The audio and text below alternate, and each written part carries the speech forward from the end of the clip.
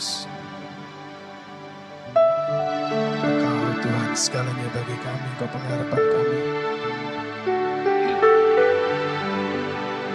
Engkau Allah yang kami sembah. Siang hari ini kami datang kepadamu, mencari wajah-Mu. Karena Engkau pengharapan kami, hidup kami Tuhan. Yesus. Haleluya. Shalom jemaat yang dikasihi Tuhan. Siang hari ini kembali kita dalam ibadah doa puasa. Dan juga jemaat yang ada di rumah.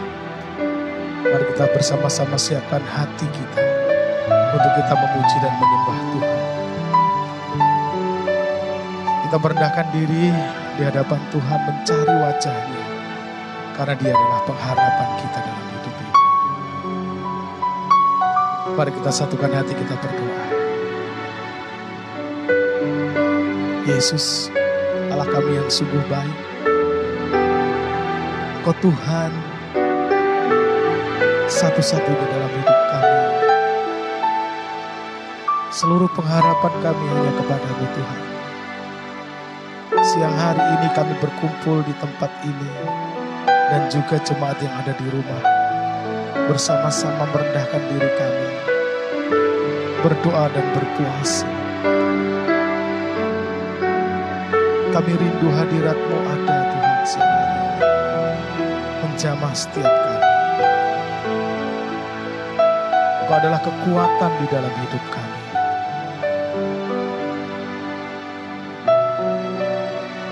Engkau Tuhan, Allah kami yang sangat baik. Yesus, betapa dahsyat kekuatan-Mu dan betapa ajaib segala rancangan-Mu Tuhan. Kami percaya yang terbaik itu terjadi dalam hidup kami. Apapun yang terjadi, apapun persoalan yang kami hadapi, kami tetap yakin dan percaya bahwa Engkau Tuhan Yesus adalah Allah yang hidup, yang tidak pernah meninggalkan kami, selalu menopang kami. Tepat pada waktunya Engkau menolong kami. Terima kasih. Siang hari ini kami mau menyembah Engkau, masuk dalam hadirat-Mu, bertemu muka dengan muka. Kami mau masuk ke ruang yang maha kudus. Kami rindu bertemu dengan Engkau. Kami menyerahkan ibadah doa puasa siang hari ini dalam pimpinan Roh Kudus, urapi setiap kami. Dalam nama Yesus. Amin.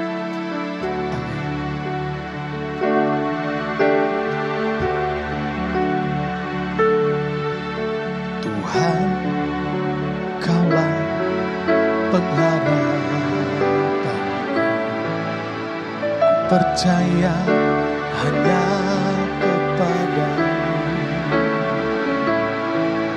Yesus, Allah perlindunganku, Engkau yang selalu ku puji.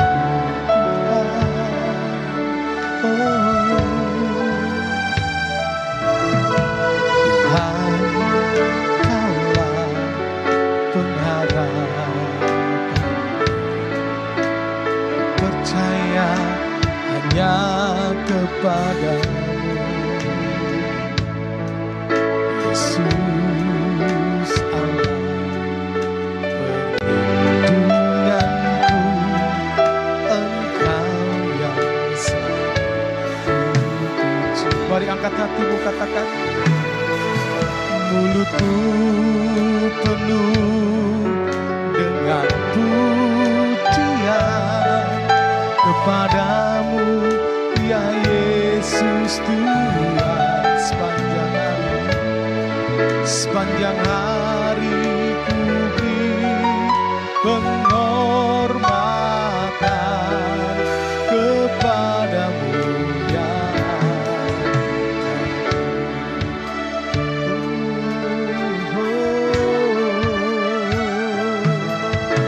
Tuhan, Kaulah pengharapan.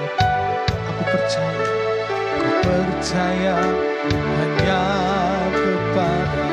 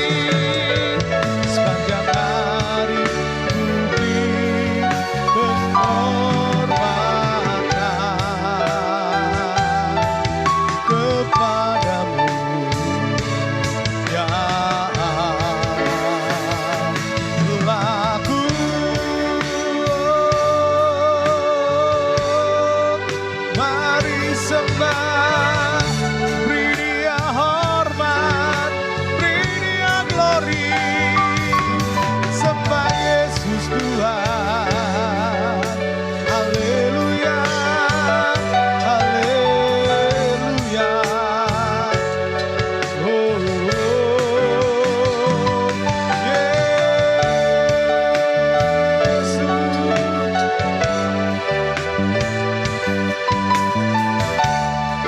Masuk dalam hadirat Tuhan, sembah, sembahnya Dia yang layak disembah. Mulutku penuh dengan pujian kepadamu Yesus, kami menyembah, kami menyembah. Tidak ada basyambo. Haleluya.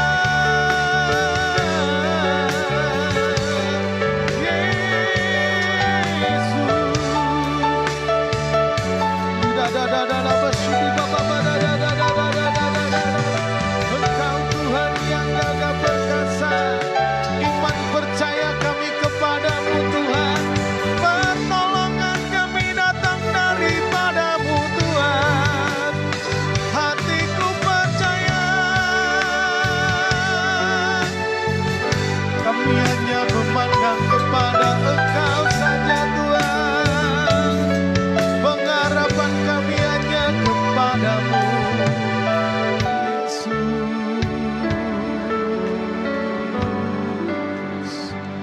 Engkau kekuatan dalam hidup kami Yesus.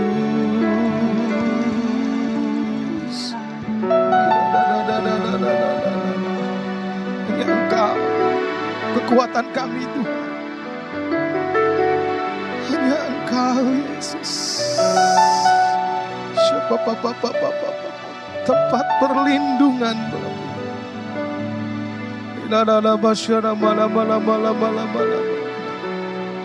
Yesus, Engkau yang memberi keberanian. Engkau yang memberi keberanian bagi setiap kami Tuhan. Kami tidak akan pernah menyerah dan putus asa dalam situasi dan keadaan seperti ini. Tapi kami berdoa, Engkau segera lepaskan bangsa kami. Engkau segera lepaskan kota kami. Engkau segera lepaskan setiap pribadi dari segala hal yang tidak baik yang kami hadapi. Ini harapan kami Tuhan. Pertolongan kami datang daripadamu. Kekuatan kami itu juga datang daripadamu Tuhan Yesus.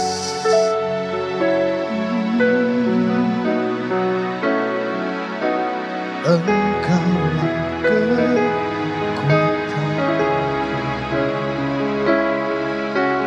tempat perlindungan saat badai menerpa. Katakan, aku takkan goyah, aku tak akan goyah, takkan goyah. Aku tak akan goyah, sebab Kau sertaku.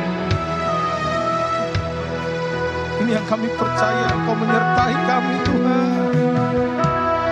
Engkaulah kekuatan, tempat perlindungan, tempat perlindunganku. Saat badai menerpa, mari katakan bersama-sama. Aku tak akan goyah, aku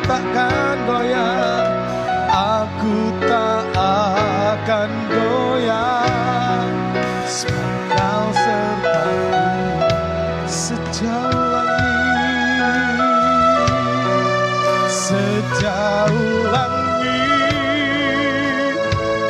dari bumi, begitu besarnya kasih-Mu. Amin Yesus. Penuhi hati kami yang rindu menyembah-Mu, Yesus. Sejauh langit dari bumi, begitu besarnya kasih-Mu. Kaulah Tuhan, kekuatanku, sukacitaku. Mari nyatakan sekali lagi, Engkau kekuatanku Tuhan, Engkaulah kekuatanku. Amin. Tempat perlindunganku saat badai menerjang, aku takkan goyah, aku tak akan goyah, aku takkan goyah, aku tak akan goyah, sebab Kau sertaku sejauh langit, sejauh langit dari bumi, begitu besarnya kasih-Mu. Amin. Penuhi hati kami yang rindu menyembah-Mu, Yesus. Sejauh langit dari bumi, begitu besarnya kasih-Mu. Kaulah Tuhan, kekuatanku, sukacitaku. Sekali lagi serukan, sejauh langit, sejauh langit dari bumi, begitu besarnya kasih-Mu. Penuhi kami Tuhan, penuhi kami untuk menyembah-Mu, Yesus. Sejauh langit dari bumi, begitu besarnya kasih-Mu. Kaulah, katakan, kekuatan, sukacitaku. Kaulah Tuhan, Kaulah Tuhan, kekuatanku, sukacita. Kaulah Tuhan, Kaulah Tuhan, kekuatanku.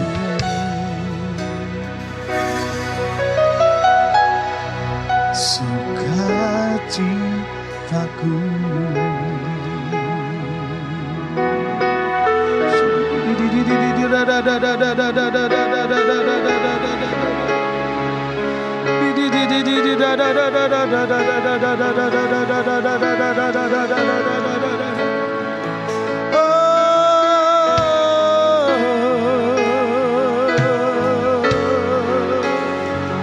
Dahsyat Engkau Tuhan, haleluya.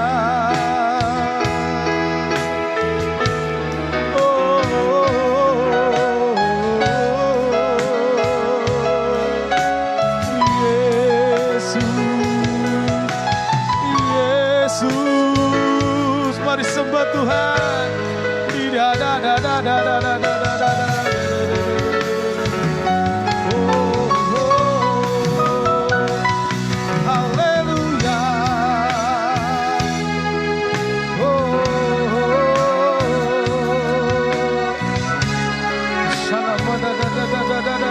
Mari sembah Tuhan lebih dalam lagi. Sembah Tuhan, sembah Yesus, menyembah. Sesuatu terjadi saat kita datang di altar Tuhan. Sesuatu terjadi, kegerakan terjadi, kesembuhan terjadi, pemulihan terjadi. Saat kita datang di altar Tuhan dan menyembah. Biar kedahsyatan-Mu melanda kami Tuhan. Haleluya.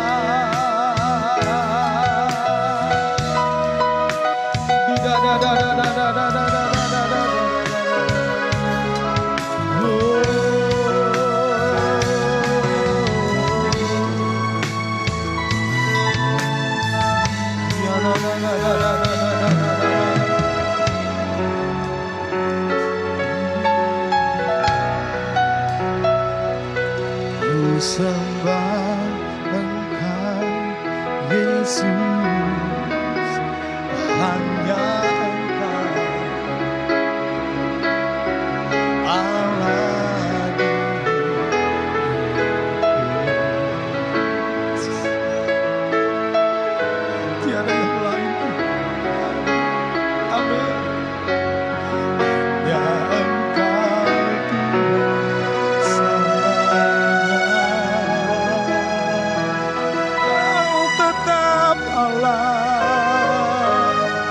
walau dunia bergoncang.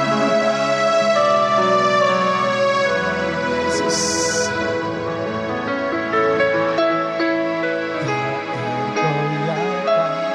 Kau tetap. Aku sembah Kau Yesus, ku sembah Engkau Yesus, hanya Engkau Allah di hidupku, Allah. Yesus, haleluya. Hanya Engkau Tuhan selamanya. Kau tetap Allah. Oh, walau dunia bergoncang, semua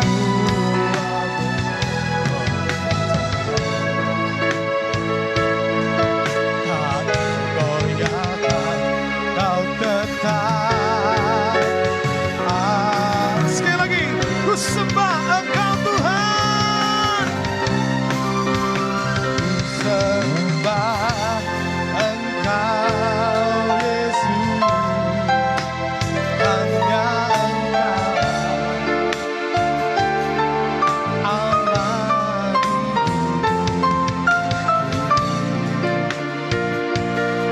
di tiada yang lain, hanya Engkau Tuhan selamanya.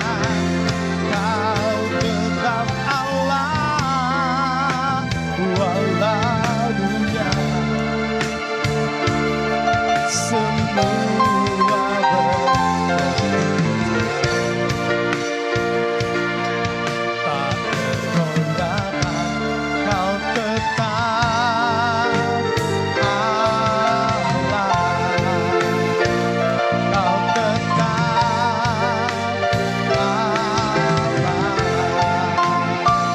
Kau tetap Allah.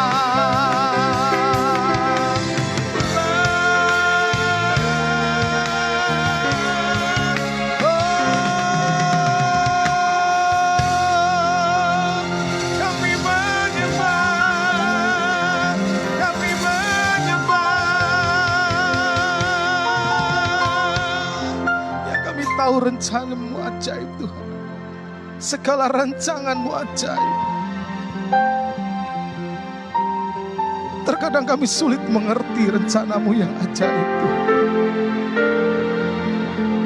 Siang hari ini ajar setiap kami untuk mengerti segala rencana. Betapa hebat dan dahsyatnya Engkau. Oh, haleluya Yesus. Ajar kami masuk di dalam rencana-Mu yang ajaib, perancangan yang luar biasa. Terima kasih Tuhan. Terima kasih Yesus. Oh Yesus. Engkau Tuhan kami.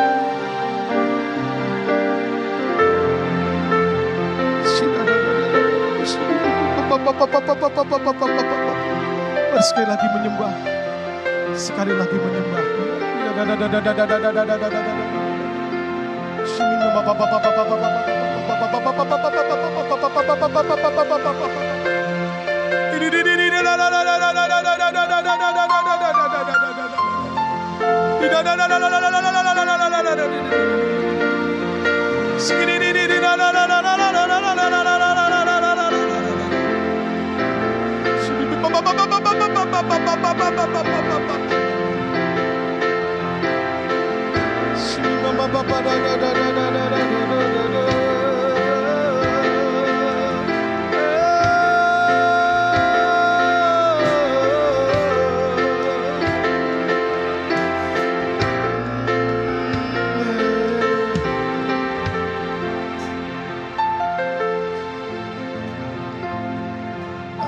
Ajarku mengerti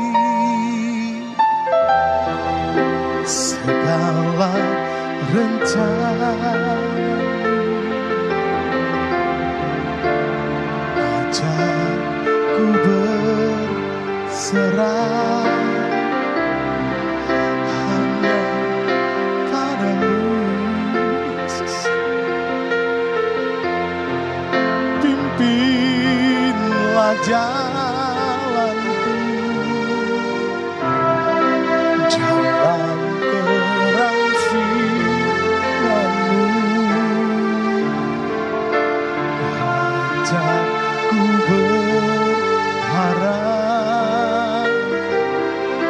hanya padamu. Sekali lagi katakan, ajarku mengerti Tuhan.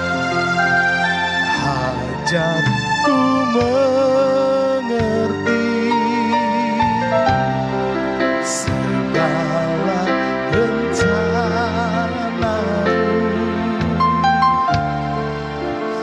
Ajarku berserah hanya padamu, Yesus. Pimpinlah jalanku dalam terang firman-Mu. Ajarku berharap hanya padamu. Mari panggil namanya Bapakku.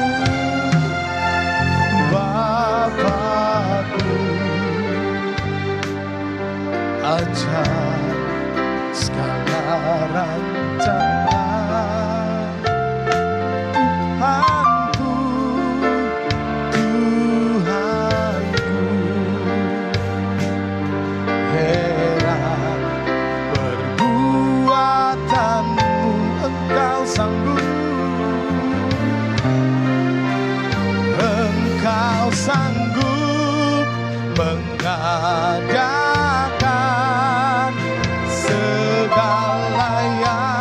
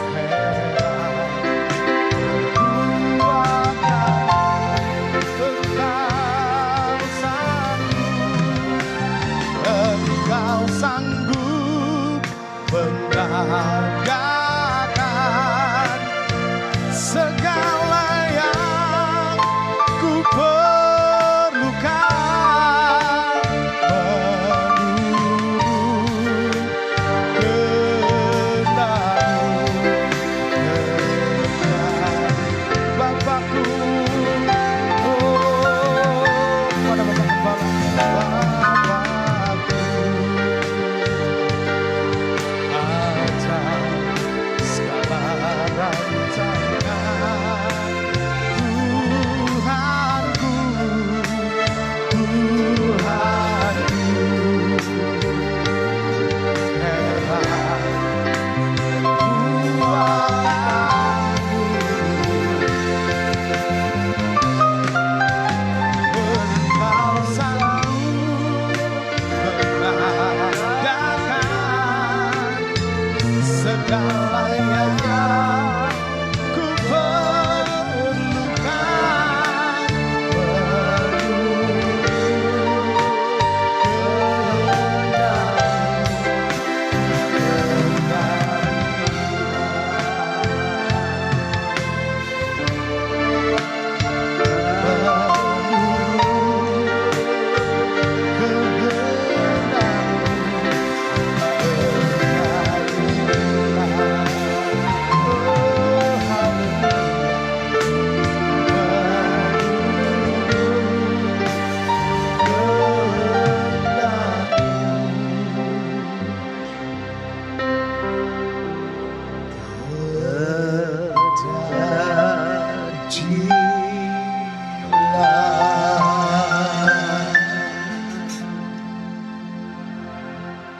Bapak, kembali kami naikkan syukur apabila siang hari ini kami boleh bersama-sama baik dengan jemaatmu yang hadir maupun jemaatmu yang mengikuti ibadah streaming di rumah masing-masing.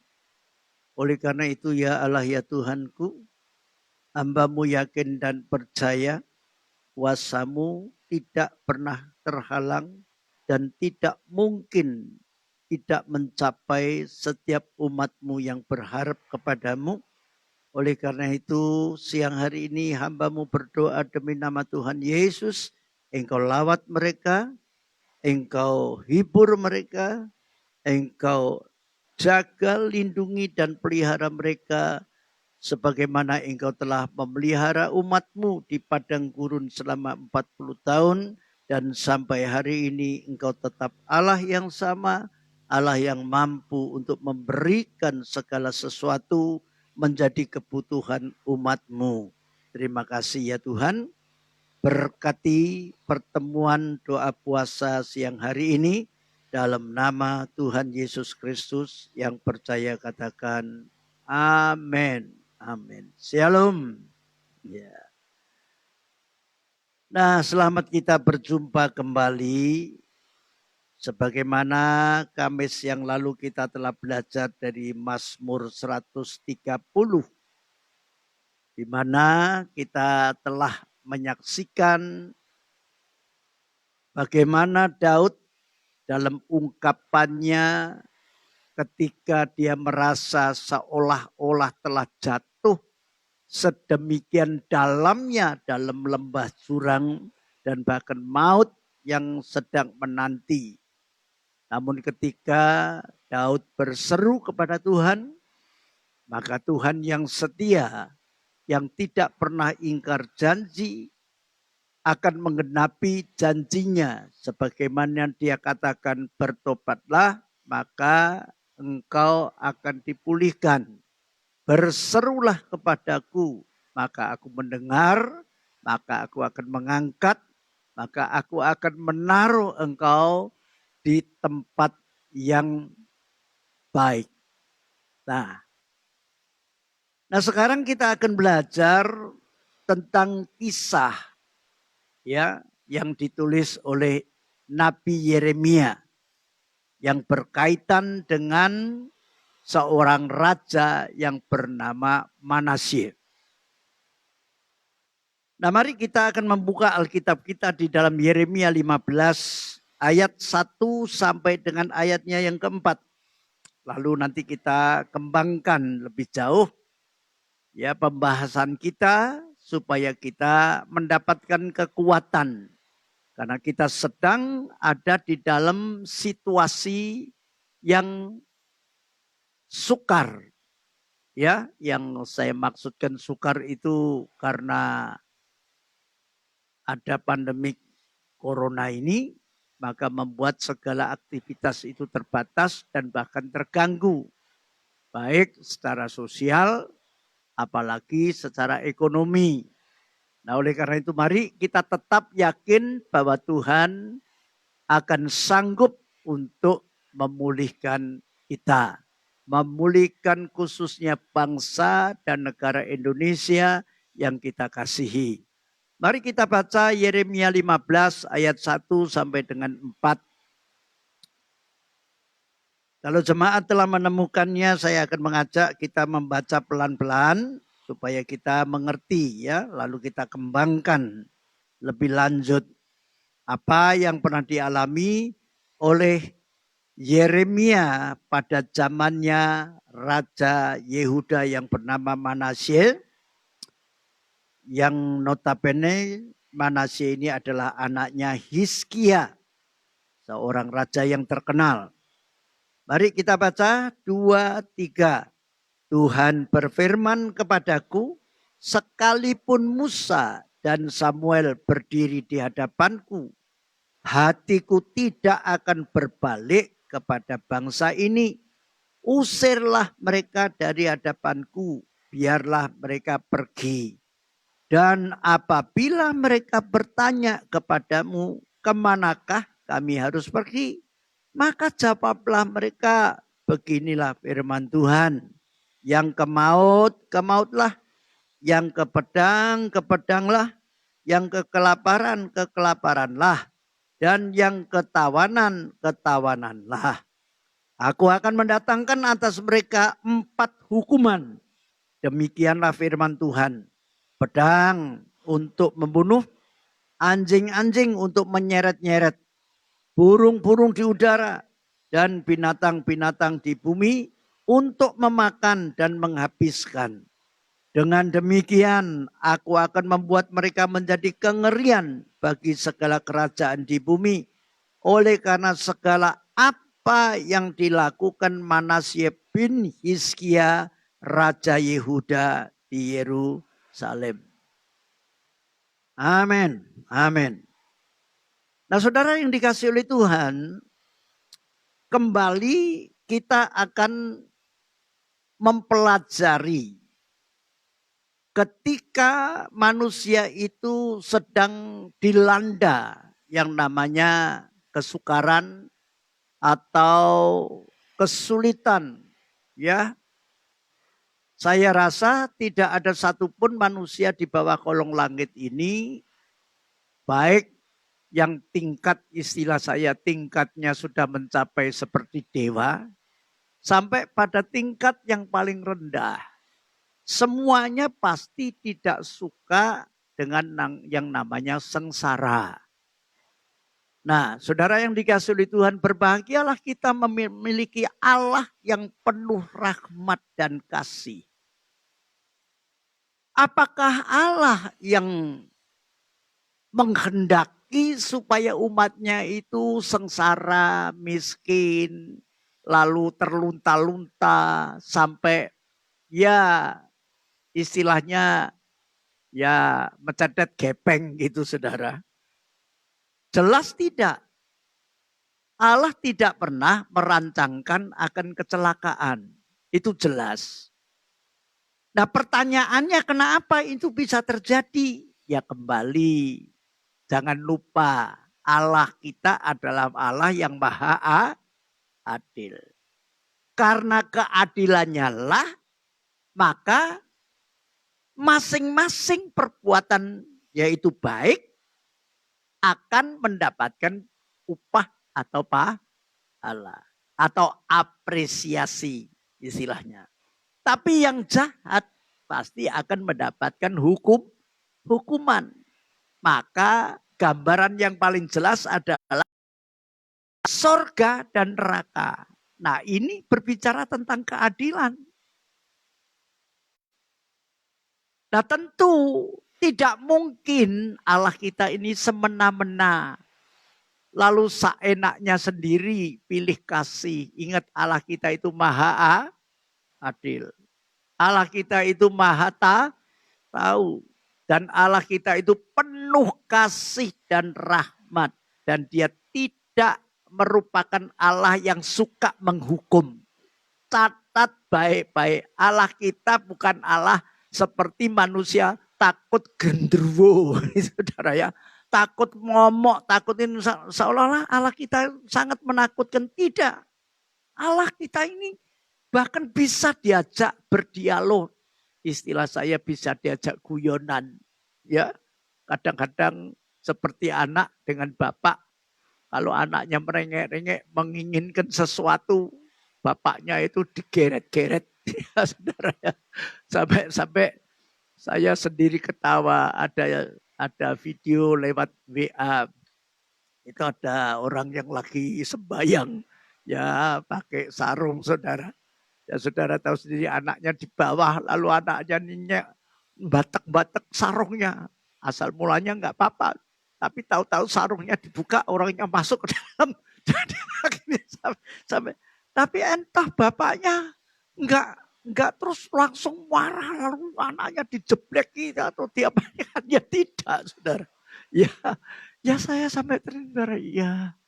Nah, Allah kita itu lebih daripada itu. Amin. Nah, yang jelas kalau saudara membaca tadi ayat 1 dan 2, ya, ayat 1 pertama.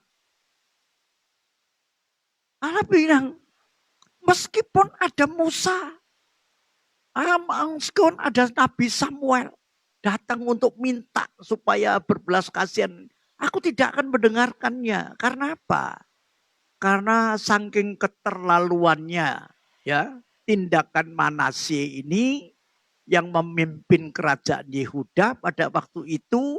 Coba mari kita lihat dulu supaya saudara ngerti tentang ceritanya di dalam 2 Raja-Raja, ya.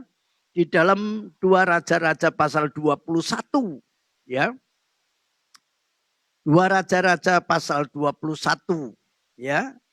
Kita akan membaca mulai ayat 3, ya, atau ayat 2, ya, ayat 2. Mulai ayat 2. 2 Raja-Raja 21 mulai ayat 2. Mari kita lihat kenapa kok sampai Tuhan bilang meskipun ada Musa dan Samuel yang minta, aku tidak akan ngampuni. Ya, saudara, lihat, mari. Ayat 2 mulai. Manasye melakukan apa yang jahat di mata Tuhan, sesuai dengan perbuatan keji bangsa-bangsa yang telah dihalau Tuhan dari depan orang Israel. Manasye mendirikan kembali bukit-bukit pengorbanan yang telah dimusnahkan oleh Hizkia. Jadi gini, saudara perhatikan dulu.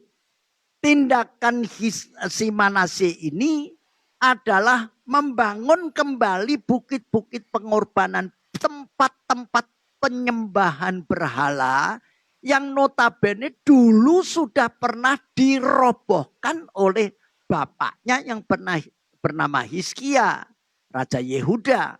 Tapi sekarang dia membangun kembali, ya. Dia membangun mezbah untuk apa? Baal, membuat patung Asyera seperti yang dilakukan Ahab, Raja Israel, dan sujud menyembah kepada segenap tentara langit dan beribadah kepadanya. Manasye mendirikan mezbah di rumah Tuhan. Wah, ngeri, saudara. Seperti gereja ini lalu diadakan mungkin patung di sini, lalu patung entah itu mungkin patung si siapa atau siapa tokoh-tokoh Alkitab lah. Tapi kan sifatnya rumah Tuhan itu hanya boleh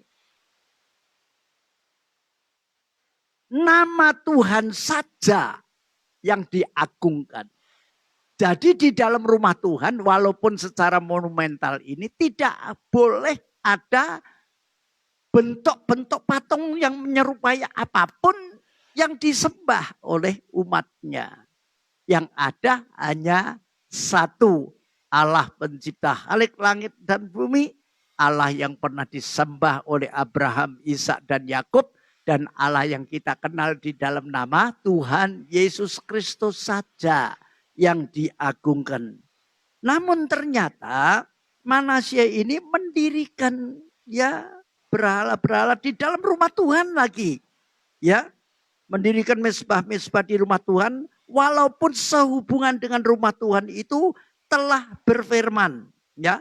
Di Yerusalem aku Tuhan akan menaruh namaku saja. Jadi tidak boleh dicampur adukkan dengan yang lainnya. Supaya apa? Supaya umatnya itu tidak akan menyembah ilah lain. Ternyata Manasye ini telah melanggar sebuah pelanggaran yang sangat berat. Sehingga kalau saudara perhatikan, ya, kalau saudara perhatikan apa saja yang dilakukan lebih lanjut oleh si Manasye ini. Kita loncat ayat 8, ya. Bahkan ayat 8, 2 Raja-Raja 21 ayat 8, bahkan ia mempersembahkan apa? Anaknya sebagai korban dalam api.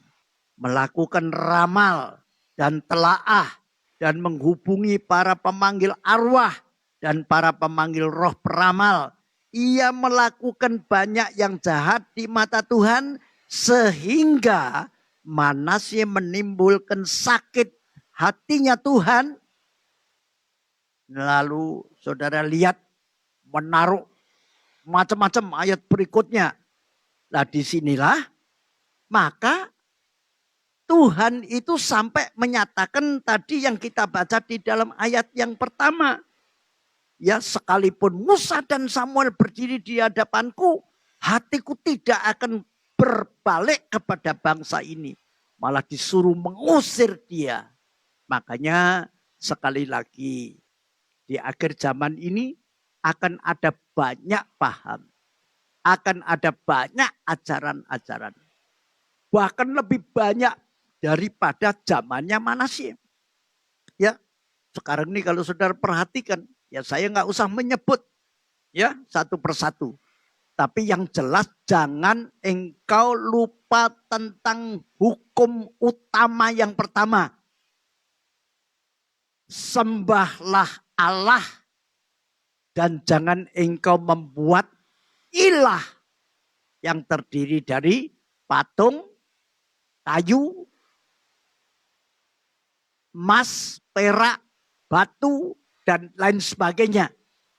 Ya. Dan bahkan engkau tidak boleh nyebut nama Tuhan Allahmu dengan sembarangan. Ya.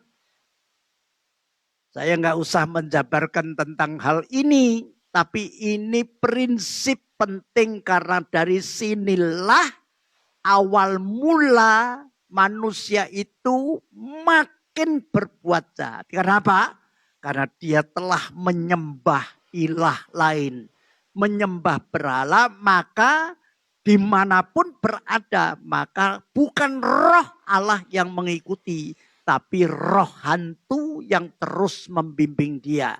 Sehingga tindakan-tindakannya itu sudah di luar batas peri kemanusiaan. Sampai anaknya sendiri dikorbankan, dibakar. Menjadi persembahan korban untuk para dewa-dewanya. Ini hati-hati ya.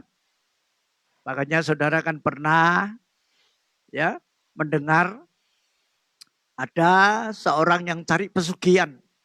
Saya sering kali mendengar ya, cari pesugihan. Lalu si setannya minta, ya tak kasih sugih, tapi anakmu harus cacat atau ibumu harus begini, ini keluargamu harus gini. Dan bahkan sampai ada yang berturut-turut beberapa anaknya dikorbankan. Itu antara lain, saudara. Mari jangan pernah lupa yang satu ini. Bahwa iblis itu pendusta. Pembohong yang akut tidak ada kebenaran di dalam dirinya. Dia itu pencuri. Mencuri kebahagiaan kita, mencuri harta benda kita, sukanya mencuri. Ya, dan dia pembunuh, membunuh karakter kita, membunuh sukacita kita, membunuh damai sejahtera kita. Dan ujungnya adalah dia adalah pembinasa yang keji supaya kita masuk bareng-bareng ke neraka. Jadi jangan pernah lupa, ini perlu tidak hanya ditaruh di dalam pikiran kita, tapi perlu ditaruh di dalam loh hati kita. Ya, nanti saya akan menyaksikan tentang pribadi saya, kenapa saya tidak kembali kepada menyembah berhala, mempunyai keyakinan-keyakinan seperti dulu. Kenapa saya sekarang ini percaya kepada Tuhan satu-satunya, Allah pencipta halik langit dan bumi. Ya, mari kita lanjut. Ya, nah saudara yang dikasihi oleh Tuhan, maka kalau kita baca ayat 2, maka seolah-olah Tuhan itu sangat kejam. Ya. Nah ketika Tuhan berkata, apabila mereka bertanya kepadamu, kemanakah kami harus pergi? Nah kembali. Karena apa? Karena sudah dinasihati berulang-ulang, sudah diberikan kesempatan sekian lama, tapi tetap saja apa? Istilahnya orang Israel itu bersih tegang tengkuk. Ya, ngotot. Dia mempergunakan hak kebebasannya untuk berseteru dengan Allah. Ada perhatikan, Tuhan tidak akan intervensi kepada setiap orang yang mempergunakan hak kebebasannya untuk memilih apapun. Makanya ayat ini berkata, yang ke mautlah saarmu. Kamu sudah tahu itu maut kok. Memang kemauanmu ke maut, ya ke mautlah. Kamu mau ke pedang, ya ke pedang. Kan gitu. Yang kelaparan. Yang ketawanan, rasa sukamu. Jadi silakan. Tapi hal-hal yang diungkapkan ini saya tanya. Ada yang enak? Tidak ada. Tapi kenapa kok ngotot tetap milih? Nah ini sebuah pertanyaan yang perlu kita renungkan betul-betul. Lah bagaimana kita ini bisa terhindar? Mari kita perlu percaya saja kepada Tuhan. Jangan percaya kepada ilah lain dengan tawaran-tawaran dunia. Nah, sebetulnya akan saya sampaikan kepada jemaat di akhir khotbah ini. Tapi enggak apalah. Lah kenapa? Saya pada waktu diramal enggak bakalan suwe. Pasti nanti balik. Nah kan begitu. Nah keyakinan saya dulu kan campur-campur ya. Ya dukun ya percaya, ini feng shui ya percaya, apa-apa yang percaya saudara. Tapi saya sadar. Ya apa yang dulu saya pernah yakini, ternyata dia enggak bisa dandani dirinya. Ayo, patung yang disembah, siapa sih dandani? Siapa yang moles? Kan manusia, kita. Iya toh, gopel ditembel. Lalu kurang perhiasan dikalungi, kan begitu. Kurang apa lampu dipasang ini. Lah bahkan kita ini sebetulnya yang berharap supaya dia bisa menolong kita. Loh, malah kita yang bawa makanan, bawa samsing, bawa cium, bawa dulu saya kalau di kuburan bawa rokok. Rokok itu tak sumpet terus tak taruh sana, tak diamkan. Seolah-olah nanti dia mau ngisep rokok. Lah kalau memang dia bisa menjadi penolong kita, kenapa kita yang harus memberi? Nah bedanya sekarang, kalau saya percaya kepada Tuhan pencipta halik langit dan bumi, saya enggak usah ngasih makan. Dia yang memelihara saya. Dia yang memberkati saya. Dia yang memberikan kekuatan kepada saya. Dan Tuhan tidak butuh sesuatu dari saya. Coba mari kita cerdas untuk berpikir. Supaya Anda tidak tertipu dengan penyembahan-penyembahan berhala dalam bentuk apapun. Ayo, ya, berhala apapun itu butuh sesajen. Tapi kalau kita masuk di dalam bait Allah, Tuhan tidak perlu sesajen kita. Bahkan saya pernah menyatakan, kalau kamu tidak bisa membayar kolektor, tidak usah bayar. Tidak berdosa. Amin. Iya. Jadi ini perlu dipikir. Kalau dulu kita ini harus memberi makan, tapi sekarang keyakinan kita kepada Tuhan Yesus Kristus, Dia yang memelihara kita, Dia yang menyediakan apa-apa kebutuhan untuk kita. Bahkan di dalam keadaan seperti ini, mari kita renungkan. Jangan kita gampang mengeluh untuk seolah-olah, waduh Tuhan ini gimana, Tuhan ini bagaimana. Tidak. Ya, enggak. Tuhan kita itu adalah Tuhan yang sangat luar biasa. Ya, nah, yang paling perlu kita sadari adalah, mari, bisakah seseorang itu mengubah dirinya? Misalkan, bisa enggak kamu merubah dirimu menjadi orang yang suci, orang yang saleh, orang yang ini? Coba kita baca Yeremia 13 ayat 23. Yeremia 13 ayat 23. Nah ini sampai Tuhan nyatakan sedemikian rupa supaya kita sadar. Ya, kenapa kita perlu Tuhan? Tadi saya sudah nyaksikan bahwa kita tidak perlu ilah-ilah lain. Kita perlu Tuhan. Kalau ilah lain kita beri makan, tapi kalau Tuhan yang memberi kita makan. Ya, ayat 23. Yeremia 13 ayat 23. Mari kita baca. 2, 3. Dapatkah orang Ethiopia mengganti kulitnya? Saudara tahu orang Ethiopia itu apa?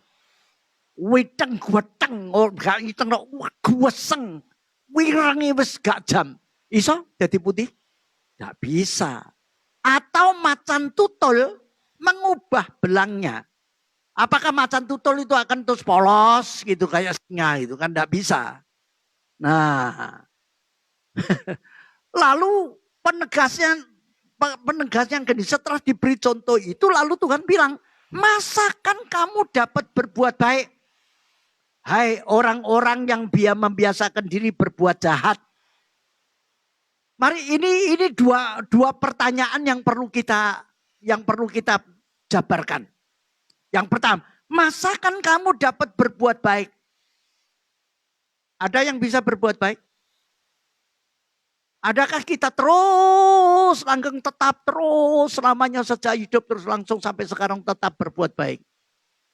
Yang jelas kalau engkau bilang kamu bisa berbuat baik sendiri itu bohong. Apa yang dikatakan Roma pasal 3? Roma pasal 3 ayat 9 ya. Roma pasal 3 ayatnya yang ke-9.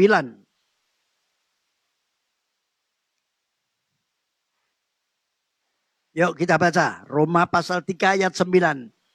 Jadi bagaimana? Adakah kita mempunyai kelebihan daripada orang lain? Sama sekali tidak. Sebab di atas telah kita tuduh baik orang Yahudi maupun orang Yunani bahwa mereka semua ada di bawah kuasa Iya. Kita mau tidak mau ini konsekuensi logis daripada akibat nenek moyang kita Adam dan Hawa itu telah memberikan dosa warisan. Maka untuk memutuskan mata rantai akan dosa warisan tidak ada lain kecuali engkau terima Yesus sebagai Tuhan dan Juru Selamatmu, maka darahnya yang adikuasa itu akan dapat menyucikan dosa-dosa kita dan menghapuskan segala kutuk. Berbahagialah saudara, baik yang hadir maupun yang ada di rumah, bahwa Anda sudah mendapatkan anugerah, telah diputuskan segala kutuk dosa, baik warisan maupun perbuatan. Tapi jangan lupa, selama kita masih melanjutkan perjalanan kita, bisakah kita masih berbuat dosa? Masih bisa. Maka kita perlu setiap hari bersekutu dengan Dia, supaya anugerahnya dan kasih karunia-Nya terus memimpin kita untuk tetap bisa tegak, dan kita akan dibenarkan, bukan membenarkan, dibenarkan karena kesetiaan kita. Nah, begitu saudara. Amin. Ya. Nah, maka kita perlu sadar bahwa kita ini tidak mungkin mampu. Nah, sekarang pertanyaannya begini. Selanjutnya ayat 23 ini berkata gini. Hai orang-orang yang membiasakan diri berbuat jahat. Jadi artinya gini. Perbuatan jahat itu tidak serta-merta akan terus kita kerjakan. Tapi dari kebiasaan. Kebiasaan kita ini berkumpul dengan orang jahat. Kebiasaan kita ini melakukan kejahatannya. Katanya cuma saidi ini. Nah itu lama-lama. Kalau itu terus menerus dilakukan, maka kita akan terbiasa berbuat jahat. Maka firman Tuhan ingatkan, pisahkanlah dirimu dan jangan engkau bergaul mengikuti perbuatan-perbuatan orang fasik. Contoh sekarang. Ini orang banyak ini ya, sekarang ini nyinyir terhadap pemerintah, membiasakan diri. Padahal tidak ada datanya, tidak ada buktinya. Malah ngawur, tidak karu-karuan. Tapi kalau itu terus dan menerus diikuti, kita yang tidak ngerti melok. Jangan-jangan kita itu akan terbiasa terus berbuat jahat. Pada akhirnya seperti tadi yang kita baca di dalam ayatnya yang kedua itu tadi, yang mau ke maut lah, yang mana ya dibiarkan oleh Tuhan. Karena apa? Karena Tuhan tidak akan bisa melarang hak kebebasan yang dipakai oleh setiap manusia. Ya. Sekarang saya tanya, Tuhan pernah memberikan pengertian, adakah seorang bapak yang memberikan di mana anaknya minta telur lalu dikasih kolot jengking? Iya toh? Kan begitu. Adakah seorang bapak kalau anaknya minta, istilah saya, minta vitamin terus dikasih racun? Kan tidak mungkin. Ya sama. Sama saudara.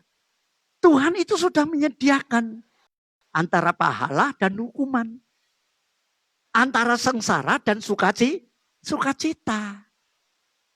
Nah bahkan Tuhan itu luar biasa. Kalau saudara renungkan kembali. Tuhan itu sangat mengerti ketika karena ya mungkin karena kebodohan kita. Karena tidak sengajanya kita ini melakukan sesuatu yang salah. Melanggar karena tidak ada sebuah tindakan jahat yang ringan maupun berat. Itu tidak akan mendapatkan konsekuensi hukuman. Begitu pula sebaliknya. Kalau kita berbuat baik, pasti sekecil apapun Tuhannya juga akan membalas dengan kebaikannya. Akan mendapatkan pahala, kan begitu. Nah oleh karena itu saudaraku yang dikasihi Tuhan. Coba mari. Ya. Sekarang kita masuk di dalam apabila saat ini sedang menghadapi yang namanya kesukaran. Menghadapi kesulitan apapun termasuk sekarang ini kita menghadapi pandemi corona ini. Saya ingin sampaikan saudara jangan pernah menyalahkan siapapun. Ya. Dan jangan pernah berdebat satu dengan yang lain lalu merasa dirinya paling benar dan ini dan itu. Coba. Nah apalagi kalau saudara, mari kita baca saja firman-Nya ya. Yeremia 15 ayat 10. Coba saudara perhatikan. Yeremia ini sampai merasa apa ya? Kok ngene bi ya? Meskipun dia nabi tapi ya juga bisa punya perasaan yang sama. Apa yang dikatakan dalam ayat 10? celakalah aku, Yeremia. Ya ibuku bahwa engkau melahirkan aku. Seorang yang menjadi buah perbantan dan buah percidraan bagi seluruh negeri. Aku bukan orang yang menghutangkan ataupun orang yang menghutang kepada siapapun. Tetapi mereka semuanya mengutuki aku. Saudara lihat. Nah ini realita kehidupan. Jadi jangan pernah menyesal. Terus aku getun aku. Kok urip ning kene. Nek iso aku pemilih, iso milih. Tidak bisa. Ingat keberadaan kita bukan kehendak kita. Tapi itu semua atas ketentuan dan rencana Tuhan dimanapun engkau berada. Termasuk engkau beribadah dimanapun, itu juga Tuhan yang sudah menentukan. Kembali saya memimpin selama 28 tahun, 29 tahun berjalan ini. Saya tidak pernah terusik dengan ada, ya maaf, saya tidak sebut namanya, ada pendeta yang ngojok-ngojoki jemaat sini. Lalu apa ini. Saya tidak pernah terusik. Tidak. Karena saya yakin kalau Tuhan sudah menentukan seseorang beribadah di tempat ini, Tuhan akan memelihara dia. Walaupun mungkin saja bisa kena pengaruh, tapi kok ya mesti balik neh, saudara. Karena Tuhan sudah menentukan, sudah mematok siapa-siapa yang akan digembalakan di tempat ini. Jadi saya enggak terusik. Apalagi ada yang wah pendiri no betani ini. Oh monggo silahkan. Mau betani 10, nek aku ya nambah seneng. Saya jangan disamakan dengan orang-orang tertentu yang waduh langsung ngamuk, langsung ini. Ingat dulu betani waktu pertama kali hadir di Tuban ini. Banyak yang nentang saya di sidang, dilaporkan sini. Saya bilang kalau saya tidak dapat mandat dari Tuhan. Karena saya berjalan atas visi. Saya tidak sakar PDW. Depeh aku di duit misalkan pada zaman itu. Lalu saya bisa begini, saya begini. Terus selalu saya enak ide. No, ingat. Pekerjaan Tuhan itu harus diawali dengan visi. Jangan ngawur. Nanti soro dewe. Amin. Nah oleh karena itu kembali. Coba mari kita lihat ya. Jadi kita ini jangan pernah apa? Yang saya maksudkan jangan pernah engkau menyalahkan siapapun. Oh, karena lahir di sini, waduh kayaknya aku roh ngunung ini. Enggak. Ya. Lalu bersungut-sungut. Coba mari kita baca ayat yang ke-18. Ngomel sakar PDW. Ya. Bersungut-sungut. Mari kita baca ayat 18. Yeremia 15 ayat 18. Ayo kita baca. 2, 3. Mengapakah penderitaanku tidak berkesudahan dan lukaku sangat payah, sukar disembuhkan? Sungguh engkau seperti sungai yang curang bagiku, air yang tidak dapat dipercayai. Jadi seolah-olah itu menyalahkan Tuhan. Hei, ingat, Tuhan itu tidak pernah merancangkan kejahatan. Bahkan dia suka untuk mempergunakan. Ketika ada kesukaran, ketika ada malapetaka datang, dia pernah menyatakan Tuhan hadir di tengah badai. Selalu begitu. Tuhan hadir di tengah badai. Karena apa? Karena dia tahu dia sangat mengasihi umatnya. Dan tahu persis bahwa ketidakberdayaannya umatnya itu sangat-sangat rentan. Maka justru dalam keadaan sulit maka dia hadir. Dia selalu tepat pada waktunya untuk menolong kepada kita. Dengan catatan kalau kita mau mempergunakan hak kebebasan kita, sadar kalau ini sulit, tidak mampu, maka berserulah Tuhan, tolong, maka dia pasti akan mendengar. Nah gitu saudara. Jangan saudara, ya biasanya kan gini. Kalau lagi, wah enak lagi itu wes lali, dak karu-karuan. Iya, ibadahnya ya boleh tidak. Nah, saya tadi ya berbincang-bincang. Kira-kira bisa enggak dipercaya ya jemaat nyaksikan streaming di rumah. Apalagi kalau streamingnya ini dibuat 2 jam. Saya bilang paling-paling yang ngantuk memang keripik itu ngorok saudara ya. Mari ibadah ini penting saudara. Ya, bukan berarti Tuhan itu menginginkan apa-apa dari kita. Tidak. Ingat loh, kalau saudara dulu menyembah patung, nyembah apa-apa, Anda memberikan makan. Abang ngirimi buah, ngirimi something, ngirimi. Saya masih ingat banteng di kukus sampai mentelung ini sitok, ndil. Ya, tapi sekarang kan tidak. Dia yang memelihara kita. Ya toh. Peristiwa 5 ketul roti, 2 ikan dan 7 ketul roti sama ikan yang kecil-kecil. Coba bisa menghidupi 5.000 lebih orang laki-laki. Lalu yang kedua adalah 4.000 orang laki-laki. Siapa yang memberi? Apakah mereka yang memberi Tuhan? Tidak, Tuhan yang memelihara mereka. Sama seperti sekarang. Makanya sadarlah. Wes ojo perek ambek penyembahan berhala. Itu penting saudara. Ya. Nah kembali. Makanya kalau hari-hari ini ada yang masih belum pulih. Masih belum merasa wah kok apa. Mungkin harta bendanya yang hilang. Yang rugi.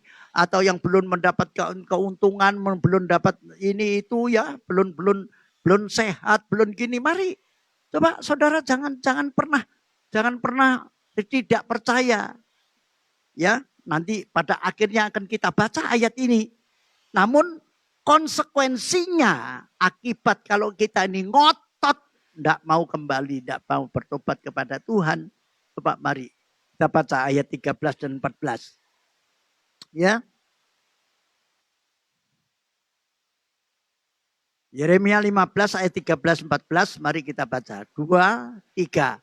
Harta kekayaanmu dan barang-barang perbendaraanmu akan kuberikan dirampas sebagai ganjaran atas segala. Nah, saudara garis bawahi kata ganjaran. Akibat pelanggaran maka Anda konsekuensi logisnya harus menanggung rugi. Nah, di segenap daerahmu. Ayat 14. Aku akan membuat engkau menjadi budak musuhmu di negeri yang tidak kau kenal. Sebab dalam murkaku telah mencetus api yang akan menyala atasmu. Bukan berarti Tuhan itu kejam.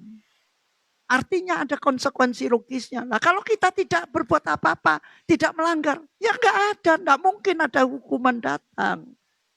Kalau entoh Tuhan izinkan, misalkan kita ini sudah benar, kita ini tuh tahu-tahu rugi. Ingat, itu artinya Anda sedang masuk di dalam ujian. Supaya apa? Ayo coba saya tanya, Anda kalau sekarang ini seperti katakanlah wabah corona ini sebagai ujian, misalkan begitu. Supaya Anda apa? Coba buka kitab Roma pasal 5. Nah supaya saudara tidak akan kecil hati. Jadi Anda akan tetap menengadah ke langit untuk melihat. Saya belajar makin lama makin luar biasa ya. Makin asik ya. Punya pengalaman secara pribadi dengan Tuhan. Ayo semua harus miliki pengalaman. Yang saya maksudkan pengalaman bukan pengalaman enak kok. Pengalaman di dalam kesengsaraan pun alami. Engkau jangan pernah tidak percaya bahwa Tuhan pasti hadir di tengah-tengah badai. Ya, ayo. Kita baca Roma pasal 5. Mulai ayat 1, pelan-pelan. Kita baca. 2, 3. Sebab itu kita yang dibenarkan karena iman. Kita hidup dalam damai sejahtera dengan Allah oleh karena Tuhan kita Yesus Kristus. Oleh Dia kita juga beroleh jalan masuk. Oleh siapa Dia? Yesus Kristus. Kita juga beroleh jalan masuk oleh iman kepada kasih karunia ini. Di dalam kasih karunia ini kita berdiri dan kita bermegah dalam pengharapan akan menerima kemuliaan Allah. Anda perhatikan kasih karunia itu berbicara pemberian Tuhan, nilai yang tertinggi yaitu hidup kekal. Itu yang menjadi tujuan kita. Nah, lalu apakah cuman surga saja yang dikejar? Apakah surga saja yang dibicarakan oleh Tuhan? Mari saudara lihat ayat 3. Dan bukan hanya itu saja. Apa yang dimaksud bukan hanya itu saja?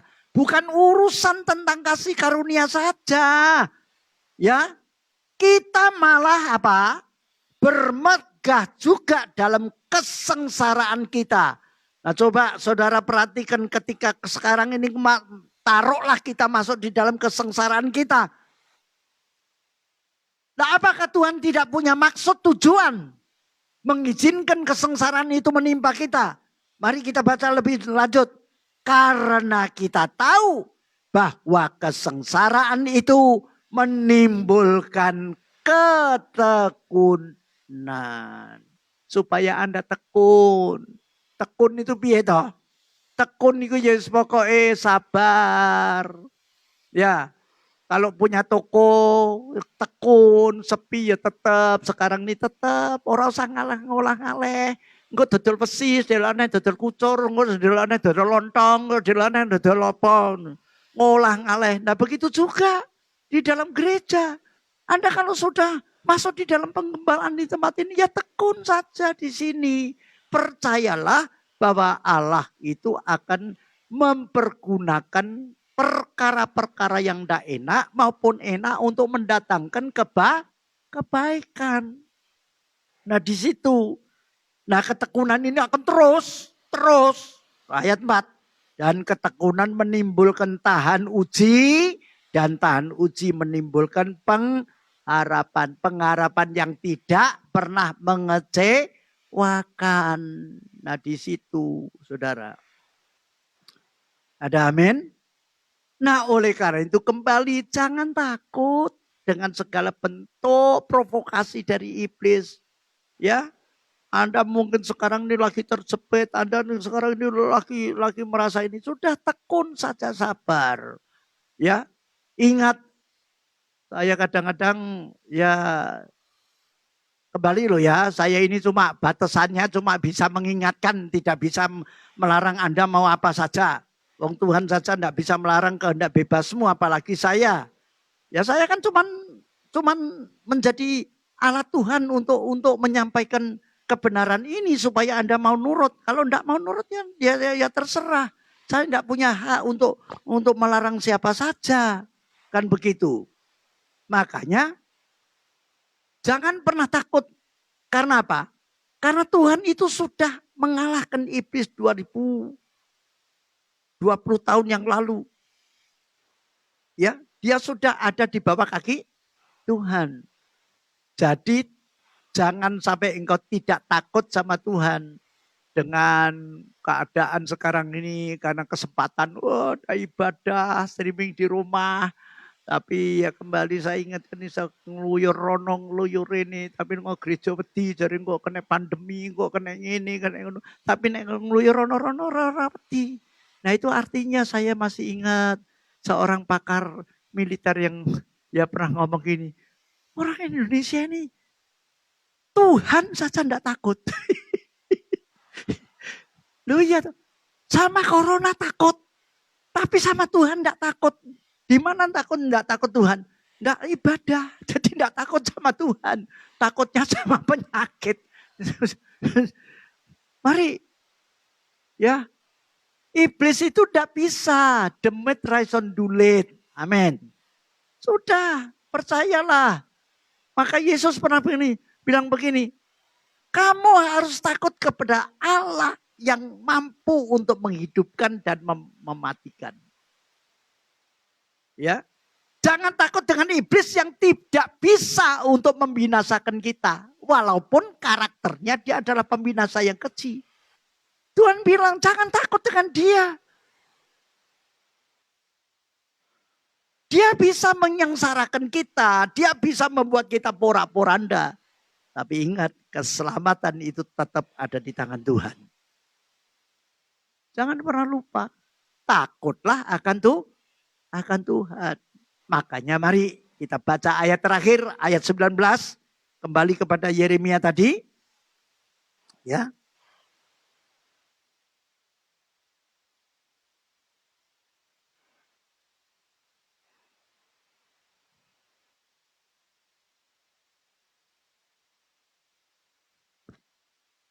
Kita baca ayat 19. Ini jalan keluarnya. Dan ini pun juga keinginan Tuhan supaya kita mendapatkan pemulihan. Segera akan mendapatkan pertolongan. Yuk kita baca 2, 3. Karena itu beginilah jawab Tuhan. Jika engkau mau kembali, aku akan mengembalikan engkau menjadi pelayan di hadapanku. Anda jangan menganggap bahwa kalau jadi pelayan itu adalah orang yang paling rendah. Tidak, menjadi pelayan Tuhan itu ingat bahwa Anda adalah pelayan raja di atas segala raja. Ya, sangat dapat dibanggakan kalau Anda bisa melayani Tuhan. Ya. Dan jika engkau mengucapkan apa yang berharga dan tidak hina, catat baik-baik. Jadi menjadi hamba Tuhan itu harus mengucapkan apa saja yang berharga, yang bernilai. Dan yang tidak hina. Ojo misoan, ojo ini. Nah begitu saudara. Maka, nah ini saudara. Anda ingat ayat firman Tuhan ini, setiap perintah, setiap apa yang disuruh Tuhan kerjakan pasti mengandung kalau tidak upah, yaitu pasti perlindungan. Mesti setiap kita diperintahkan untuk melakukan apa saja, pasti ada upahnya. Pasti ada mengandung perlindungannya. Nah ini upahnya. Maka engkau akan menjadi penyambung lidah bagiku.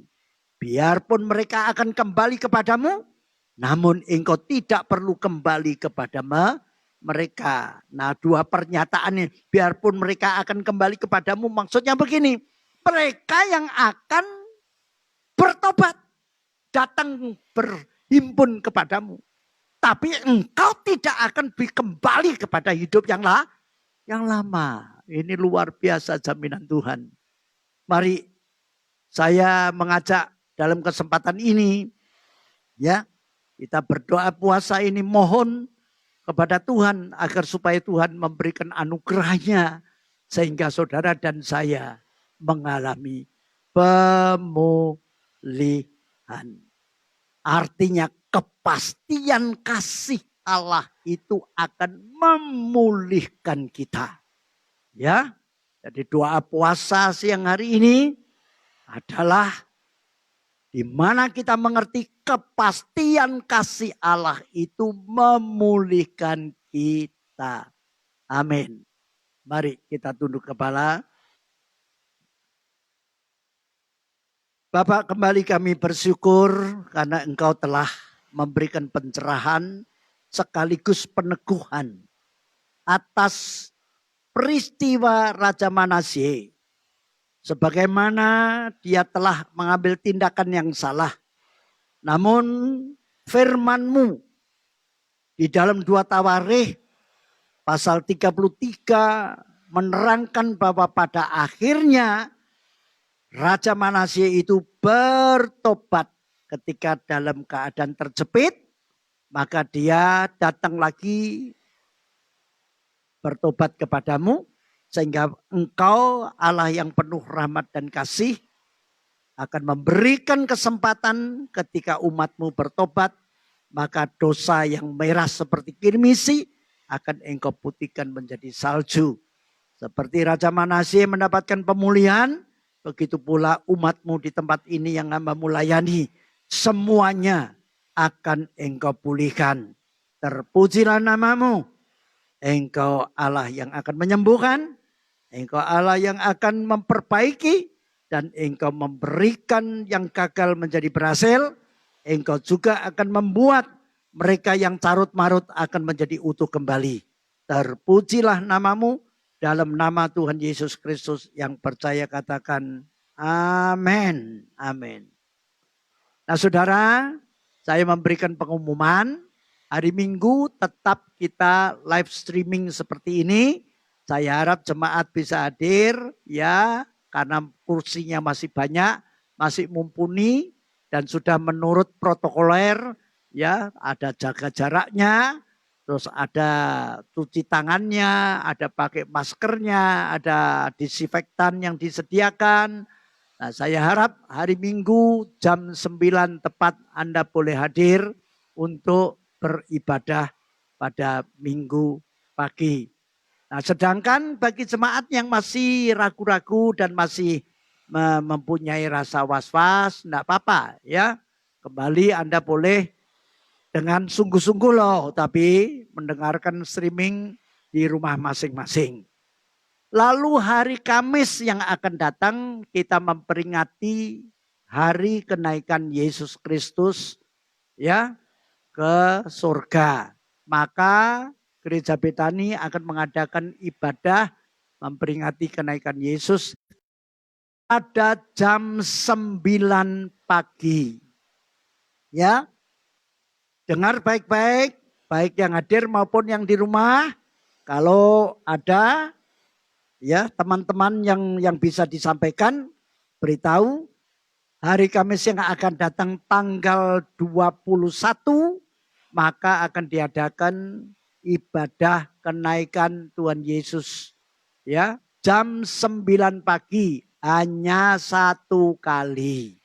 Ingat, catat baik-baik, hanya 1 kali jam 9 pagi bukan jam 12. Maka pertemuan doa puasa akan berakhir ya, ini pertemuan yang terakhir. Kamis yang akan datang adalah ibadah kenaikan Tuhan Yesus Kristus. Agar supaya diperhatikan, jangan nanti ada yang kecelik ya. Seringkali kecelik, kecelik artinya kurang konsentrasi. Mari bangkit berdiri, kita akan menerima berkat. Bapak di dalam surga, akhir dari pertemuan doa puasa pada siang hari ini, oleh anugerah-Mu telah terselenggara. Engkau berkati mereka yang hadir, Engkau juga memberkati para jemaat-Mu yang setia mendengarkan streaming di rumah masing-masing. Tuhan, lawatlah mereka dengan roh yang menyala-nyala, dan jangan Engkau buat mereka kendor, namun roh-Mu akan terus menopang. Mereka memiliki roh keberanian